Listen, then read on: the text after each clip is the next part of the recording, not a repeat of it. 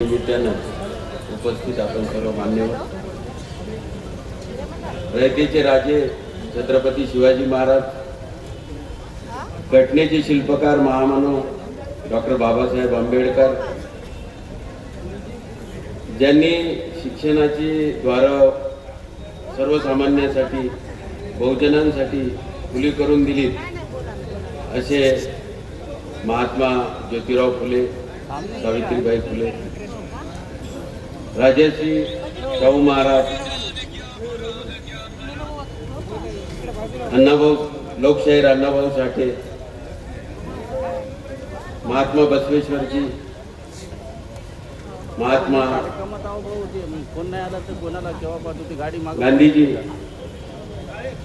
संत गाडगे बाबा आणि ज्या ज्या महापुरुषांनी या देशात क्रांती घडवली, या देशातली समाज व्यवस्था सुधारण्यासाठी ज्या ज्या महापुरुषांनी या ठिकाणी प्रयत्न केले, तसे सर्व या देशाच्या स्वातंत्र्यासाठी ज्यांनी ज्यांनी बलिदान दिलं, आपलं हुतात्म्य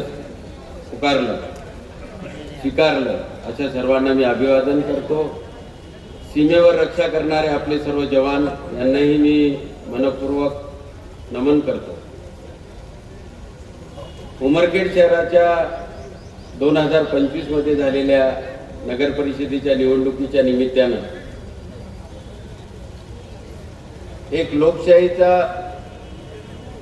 स्तंभ म्हणून, लोकशाही जिवंत ठेवण्यासाठी म्हणून उमरखेड शहरात वेगवेगळ्या पक्षांतर्फे या ठिकाणी ही निवडणूक लढण्यात आली आणि आपण सर्व मतदार बंधू भगिनींनी, मायबाप जनतेने हा मतदानाचा कौल जनशक्ती पॅनलच्या वतीने दिला आणि जनशक्ती पॅनलवर फार मोठी जबाबदारी या निमित्ताने टाकलेली आहे. जनता जनार्दनानं आपलं काम पूर्ण केलं. आता नगराध्यक्षासह या 17 नगरसेवक, 17 म्हणण्यापेक्षा 26 नगरसेवक आणि 27व्या नगराध्यक्षा, ह्या सर्वांची ही जबाबदारी ठरते की निवडणुकीची प्रक्रिया संपलेली आहे. त्यामुळं या सर्वांनी मिळून या नगरपालिकेचं कार्य या ठिकाणी अतिशय उत्तम प्रकारे चालवण्याची जबाबदारी या ठिकाणी या सर्वांवर येऊन पोचलेली आहे.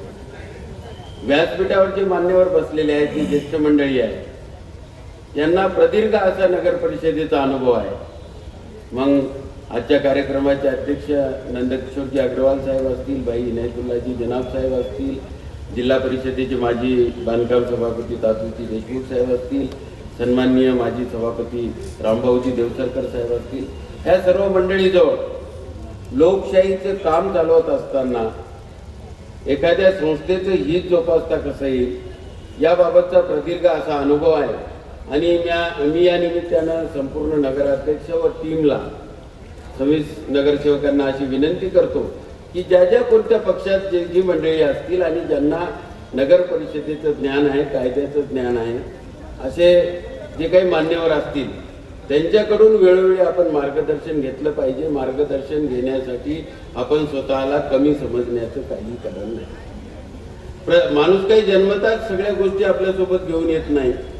आपण इथं आल्यानंतर दररोज आपल्या व्यवहारातून आपल्याला अनुभव येतात आणि त्यातून आपण अनेक बाबी शिकत जातो. डॉक्टरी पेशा असो, वकिलीचा पेशा असो, हे लोक तर आम्ही नेहमीसाठी विद्यार्थी असतो. आम्हाला रोज वाचावं लागते, शिकावं लागते. तर या निमित्तानं मी सर्व नगरसेवक व नगराध्यक्ष यांना अशी विनंती करेन की नगर परिषदेचं कामकाज हे संविधानिक मार्गाने, नगर परिषद कायद्याअंतर्गत येणाऱ्या तरतुदींनी या ठिकाणी चाललं जावं आणि अतिशय पारदर्शकपणे हे काम तुमच्या हातानं व्हावं, अशी मी या निमित्तानं तुम्हाला सदिच्छा देतो आणि तुमच्याकडून मी या भावना व्यक्त करतो. त्याचप्रमाणे आपण जनतेने, मायबाप जनतेने जो विश्वास आमच्यावर टाकलेला आहे, तुम्ही तुमचं काम पूर्ण केलं. आता आमचं या सर्व ज्येष्ठ मंडळीचं आणि या पूर्ण नगरसेवकांचं एक कर्तव्य ठरते की तुमच्या कसोटीवर आम्ही खरं ठरलं पाहिजे.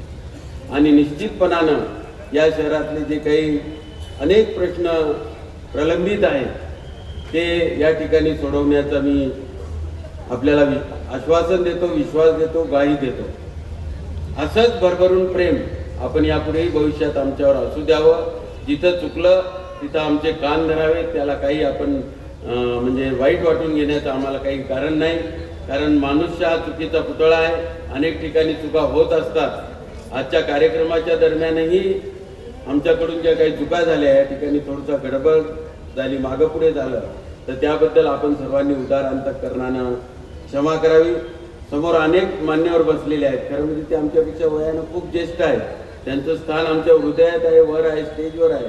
परंतु कुठंतरी तुमच्या भावनेला प्रत्यक्ष अप्रत्यक्षरित्या काही ठेच पोहोचली असेल तर मी संपूर्ण जनशक्ती पॅनलच्या वतीनं आपली क्षमा याचना करतो आणि मी माझ्या प्रास्ताविकाला या ठिकाणी विराम देतो.